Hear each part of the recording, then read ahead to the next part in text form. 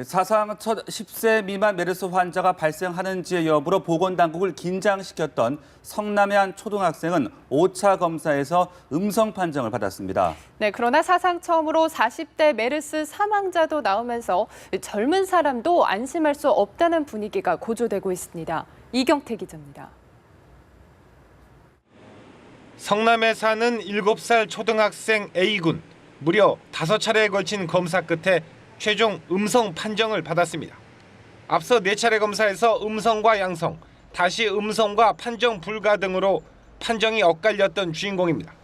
긴장 속에 결과를 기다리던 지역사회는 다시 한번 한숨을 돌렸습니다. 하지만 국내에서 첫 40대 메르스 사망자도 나와 충격을 주고 있습니다. 49세 남성인 38번 환자로 간 경화를 앓고 있었습니다. 이로써 메르스에 의한 사망자는 19명, 치사율도 12%대로 높아졌습니다. 반면 당국의 방역 체계는 여전히 허술했습니다. 대구시 공무원인 154번 환자는 누나와 삼성 서울병원에 입원한 어머니의 병문안을 간 뒤 누나가 10일 확진 판정을 받았는데도 관리망에서 빠진 겁니다.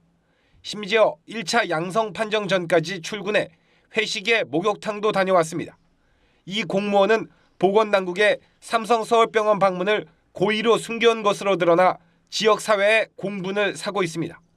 권영진 대구시장은 공무원이 있을 수 없는 행동을 해 참담한 심경이라며 시민들에게 죄송하다고 사과했습니다. 연합뉴스TV 이경태입니다. 보건당국은 메르스 감염자가 계속 증가하는데도 지역사회 감염 우려는 없다는 입장을 반복해왔는데요. 네, 하지만 메르스 4차 감염자의 잇단 등장에 전국 곳곳이 다 뚫리면서 지역사회 감염은 이제 시간 문제가 아니냐는 걱정이 커지고 있습니다. 노은지 기자입니다. 평택경찰서 소속 경찰관인 119번 환자가 메르스 검사를 처음 받은 건 지난 1일. 하지만 판정이 계속 바뀌다 11일에나 확진을 받았는데 그동안 병원을 4곳이나 드나들었습니다. 방역당국은 병원 내 감염 가능성이 낮다지만 정확한 경로는 여전히 파악이 안 됩니다. 평택 박예병원의 메르스 전파자로 추정되는 52번 환자와는 내원 시기와 동선이 겹치지 않았기 때문입니다. 어디서 감염이 됐는지 그 연결고리를 모르고 있기 때문에 제일 불안한 부분이 그것이죠. 감염원이 모르면 그럼 그 평택에 그 전에 누가 감염됐던 사람이 혹시 있을까? 평택 굿모닝병원 간병인인 126번 환자 역시 14번 환자가 입원했던 때 일을 하지 않은 것으로 밝혀지면서 병원 밖 감염 가능성이 커지고 있습니다. 전문가들은 지역사회 감염의 현실화를 우려합니다. 다만 접촉을 통해 옮는 메르스 특성상 대유행으로 번지지는 않을 거라는 게 그나마 다행입니다. 아마 그것은 일어나긴 할 거라고 봅니다. 다만 그것이 잔발적으로 일어났을 때, 산불 났을 때 잔불 끄듯이 잘 꺼서 우리가 이 메르스 사태를 종식시킬 수 있으면. 이외에도 대구의 첫 감염자인 154번 환자를 비롯해 여러 확진자가 격리 전 병원과 지역사회를 활보한 상황. 메르스 청정지역은 줄고 지역사회 감염 우려는 커지고 있습니다. 연합뉴스TV 노은지입니다. 중부지방국세청은 서울 송파구에 거주하는 고위공무원 A 국장이 지난 10일 메르스 2차 양성 판정을 받아 치료를 받고 있다고 밝혔습니다. 해당 간부와 접촉한 것으로 추정되는 비서와 직원 등 26명은 자가격리 조치된 상태입니다. A 국장은 지난달 27일부터 29일까지 지인 병문안차 삼성서울병원 응급실을 방문했던 것으로 조사됐습니다. 이달 1일부터 목감기 증상을 보인 A 국장은 닷새 연가를 내고 자발적으로 자가격리에 들어갔으며 삼성서울병원이 메르스 관련 병원이라는 사실을 알게 된 지난 7일 스스로 보건당국에 검사를 요청해 확진 판정을 받았습니다. 체코 보건부는 한국을 방문했다가 지난달 30일에 돌아온 25살의 체코 청년이 메르스 의심 증상을 보여 메르스 검사를 진행하고 있다고 밝혔습니다.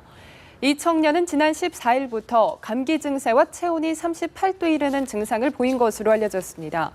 그는 한국에서 여러 곳을 여행했지만 병원이나 의료시설을 방문하거나 메르스 의심 인물들과 접촉하지 않았다고 보건당국은 설명했습니다. 보건부는 이 청년이 도착한 이후 접촉한 인물을 모두 파악했다고 덧붙였습니다.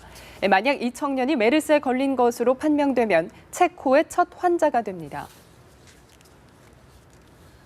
독일에서도 메르스에 감염됐던 남성이 합병증으로 사망했다는 소식이 전해졌는데요.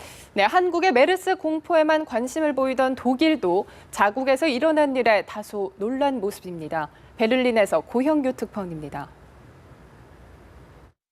중동을 여행한 65세 독일인 남성이 메르스 바이러스와 연관된 합병증으로 숨졌습니다. 독일에서 치료받은 세 번째 감염 환자이지만 독일 국적인으론 첫 사망자입니다. 이 남성은 지난 2월 아랍에미리트 여행에서 가축 시장을 둘러보다 감염된 것으로 추정됐습니다. 등에 큰 혹이 하나인 중동의 단복 낙타는 메르스 바이러스 매개체로 알려져 있습니다. 독일 의료진은 그의 이번 사망에 당황했습니다. 그가 메르스를 극복했다고 보고 지난달 중순 완전 격리 치료를 마치고 병동을 옮겼기 때문입니다. 그러나 그는 그 이후 지난 6일 밤 폐 합병증으로 숨졌습니다. 병원 관할 연방주 보건장관은 이 환자와 접촉한 200명 전원이 검사 결과 감염되지 않았다고 밝혔습니다. 이 환자 진료 직후부터 이뤄진 방비로 감염 확산을 막을 수 있었다는 겁니다. 그러면서 한국의 사례는 메르스 질병 관리가 얼마나 중요한지를 비극적으로 보여준다고 지적했습니다. 베를린에서 연합뉴스 고형규입니다.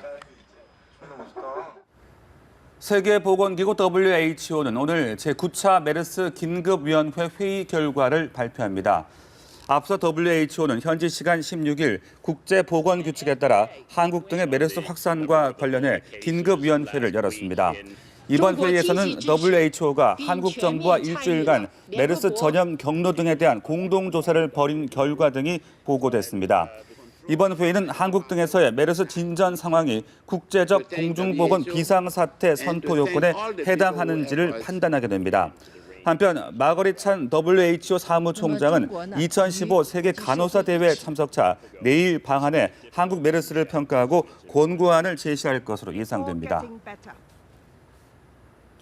메르스 사태가 장기화하면서 환자들을 돌보는 의료진의 피로감이 커져가고 있는데요. 무엇보다 이들이 견디기 힘든 건 자신들을 향한 외부의 지나친 경계심이라고 합니다. 김민혜 기자입니다. 아무래도 이제 CPR이라는 과정이 좀 더 이렇게 굉장히 많이 몸을 움직여야 되는 상황이어서 마스크나 고글을 좀 만지면서 감염이 된 걸로. 메르스 환자 심폐소생술에 참여한 간호사의 확진 판정. 환자를 살리기 위해 긴장의 끈을 놓지 못하는 의료진에겐 충격이자 허탈한 소식이었습니다. 10여 분만 지나도 땀 범벅이 되는 방호복을 입고 시시각각 환자의 상태를 살펴야 하는 의사와 간호사들. 메르스 최전선에서 사투를 벌이고 있지만 정작 이들을 더 힘들게 하는 건 사람들의 따가운 시선입니다. 메르스 병동에서 급발을 애가 돌아다니네 하니까 그 시선이 안타까워서도 못 돌아다니고 스스로를 자가 격리하고 있는 거죠. 의료진 잔여란 이유로 학교에서 기피 대상이 되고 가족들은 잠재적인 감염자로 낙인 찍히는 현실. 한 간호사는 SNS에 위험과 수고를 알아주지 않아도 좋다며 목숨 걸고 싸우는 우리를 향해 거짓과 오해로 사기를 떨어뜨리진 말아달라는 글을 남기기도 했습니다.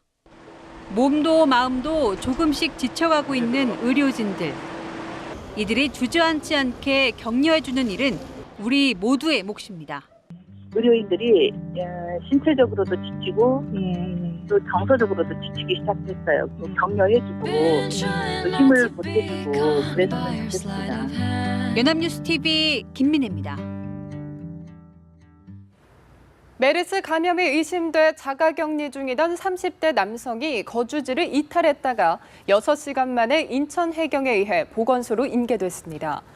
인천해양경비안전서는 메르스 감염이 의심돼 자가격리 중이던 32살 A씨가 16일 오전 11시쯤 서울 영등포구 거주지에서 이탈하고 연락이 두절됐다가 같은 날 오후 인천해경에 의해 영등포구 보건소로 인계됐다고 밝혔습니다.